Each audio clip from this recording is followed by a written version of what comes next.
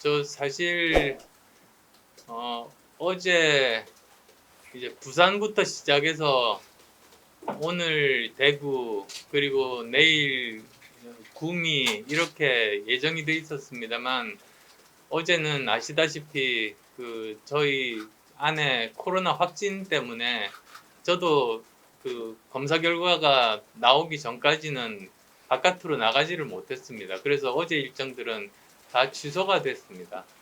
그래서 그 원래 약속대로 이제 여기 그 포항부터 시작해서 대구로 오게 됐습니다. 저는 이미 제안은 했고 윤석열 후보의 답변을 기다리고 있는 중입니다.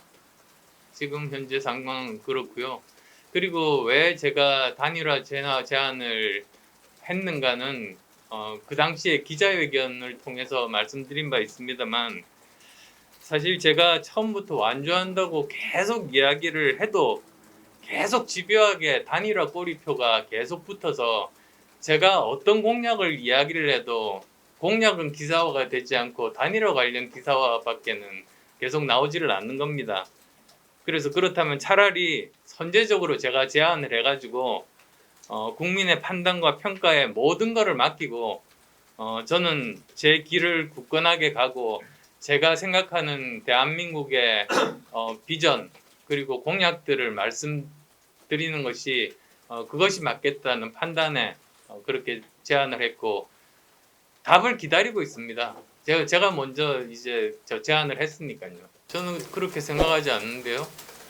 저 그런 뭐 그 대국민 경선 방법은 국민의힘에서 지금까지 계속 써오던 방법입니다. 저는 국민의힘에서 지금까지 이준석 대표를 뽑았던 과정, 그리고 또 저와 서울시장 경선 과정, 그리고 또 이번에 윤석열 후보를 뽑은 과정, 거기서 다 동일한 방법으로 제안을 한 겁니다. 저는 국민의힘이나 윤 후보께서 진정으로 정권 교체를 원하신다면 진정성이 있으시다면 저는 그 제안을 수용하실 거라고 그렇게 생각합니다. 제가 그 저 제안을 할 때 말씀드린 그 문안에도 나옵니다만 지금은 우리나라가 정말로 변해야 되는 이런 상황이고 지금 그렇다면은 정권 교체를 하고 그리고 정권 교체만으로는 부족합니다. 정권 교체 이후에 지금 180석 여당과 을 상대로 어떤 일을 대통령이 추진하기 위해서는 유일한 방법은 압도적인 국민의 지지밖에는 없습니다. 만약에 박빙으로 야권이 이긴다 해도 식물 대통령이 될 겁니다. 그러니까 정말로 그 정권 교체만 하고 나서 식물 대통령이 되고 그러다가 결국은 다시 또 정권을 뺏기고 뭐 정권이 바뀌었는데 국민들이 느끼기에는 아무것도 달라지는 것이 없고 그걸 바라는 건 아니지 않습니까?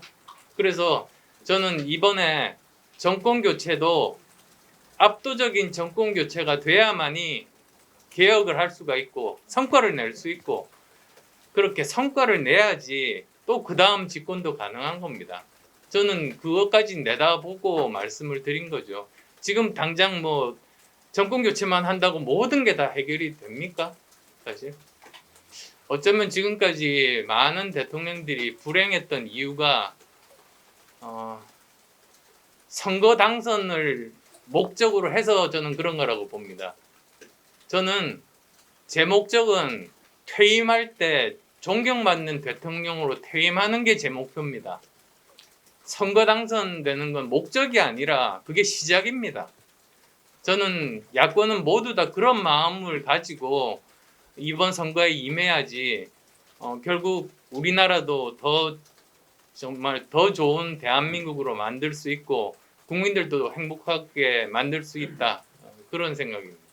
공식적으로 그렇게 제안하는 것에 대해서는 저는 뭐 그렇게 진정성이 있다고 보지는 않습니다.